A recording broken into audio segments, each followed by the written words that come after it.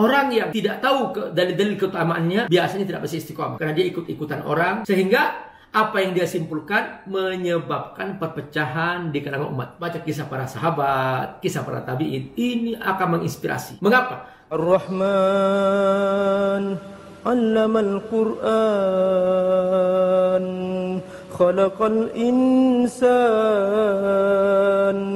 'allamahul bayan.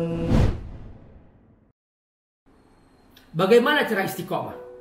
Pertama, setiap amal yang kita kerjakan, hendaklah kita tahu fadilah amalnya, keutamaannya. Kita mau sholat duha supaya istiqomah, cari keutamaan sholat duha, apa hadisnya. Mau sholat tahajud, cari apa keutamaan sholat tahajud, buka hadisnya. Mau baca Quran, cari apa keutamaan baca Quran. Mau menghafal Quran, baca keutamaan menghafal Quran.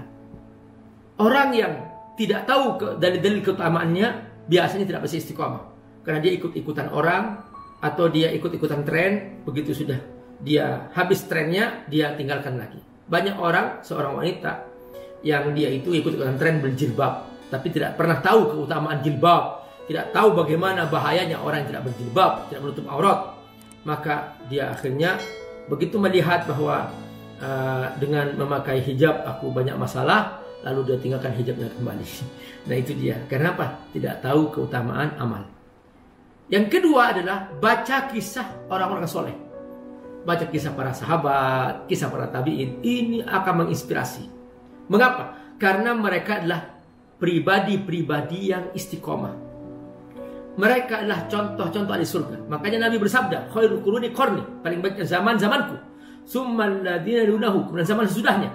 Summal ladina yalunahu, kemudian zaman sesudahnya. Jadi sahabat, tabi'in, tabi'in, 3 generasi ini mereka terbaik kata Nabi. Mereka terbaik bukan karena mereka punya HP, enggak. Bukan karena mereka punya televisi, enggak. Bukan karena mereka punya pesawat, enggak. Bukan karena mereka punya mobil, enggak. Mereka enggak punya apa-apa. Mereka hanya punya kepribadian yang istiqomah. Makanya baca kisah-kisah mereka supaya kita mengerti cara istiqomah. Dan Nabi sudah menjamin mereka generasi terbaik. Ya kalau sekarang banyak sekali yang hanya jaim, jaga image aja. Ya di depan orang kayak soleh, kayak ulama di depan orang. Tapi ternyata di belakang dia adalah bejat. Banyak sekali seperti itu.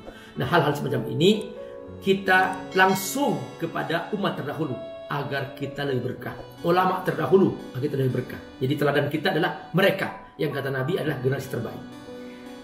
Kemudian yang ketiga, Saudarakumullah, ya sebelum saya masuk yang ketiga, saya tidak mengatakan bahwa yang sekarang gak ada baiknya. Ada baiknya, namun ya supaya lebih aman, kita semua ayo kepada yang jelas-jelas kata Nabi dijamin masuk surga, yaitu generasi sahabat, tabi'in yang sudah mereka luar biasa dari segi pemahaman keagamaan, ketaatan kepada Allah, kesolehan pribadi, dan itu semuanya menuju ke sana.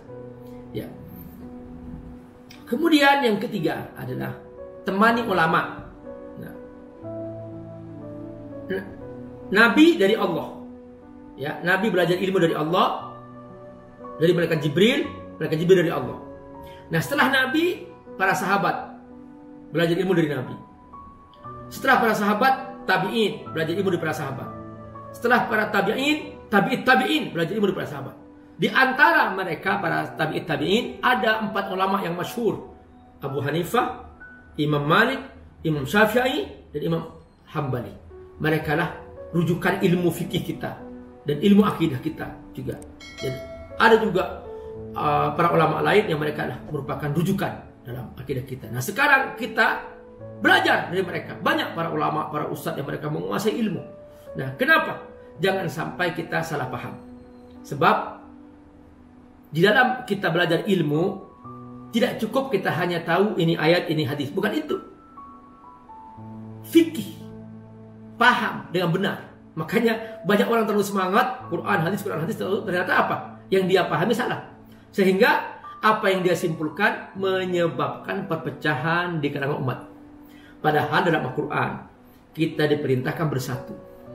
Namun ternyata apa? Karena salah paham terhadap ayat dan hadis, Akhirnya kehadirannya dia memecah belah umat. Bukan menjadi solusi. Nah, yang begini ini bukan ulama. Ulama itu menyatukan umat. Pasti tidak mungkin ada Al-Quran saling bertentangan satu sama lain. Masa di satu sisi mengajak perpecahan, di sisi lain masa di sisi mengajak persatuan, di sisi lain mengajak perpecahan? Nggak mungkin. Pasti ada kesalahpahaman dari orang ini. Maka orang seperti ini bukan ulama. Ulama itu adalah orang yang menyatukan umat, memberikan pemahaman yang benar tentang hakikat akidah, fikih, dan keilmuan. Orang yang tidak berteman dengan ulama biasanya mereka selalu salah paham.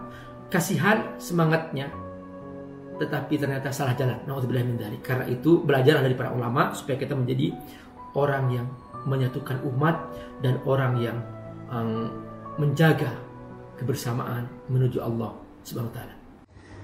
Assalamualaikum warahmatullahi wabarakatuh. Sahabat Abi Amir rahimakumullah.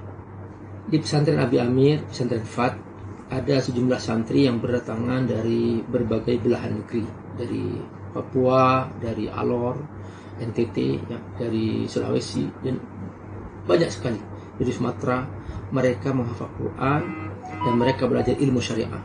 Teman-teman, kesempatan membayar zakat untuk mereka, berbagi, berinfak, insya Allah semua yang Bapak Ibu berikan akan menjadi amal jariah yang kelak disimpan di surga. Dan mereka, para penghafal Quran, akan menyambut kita di surga dengan mahkota-mahkota yang indah. Ayo bersama-sama berbagi untuk para santri penghafal Quran, mereka du'afa dan yatama di pesantren Fat yang Abi Amir asuh di Kampung Sukawangi, Sukaumur, Bogor.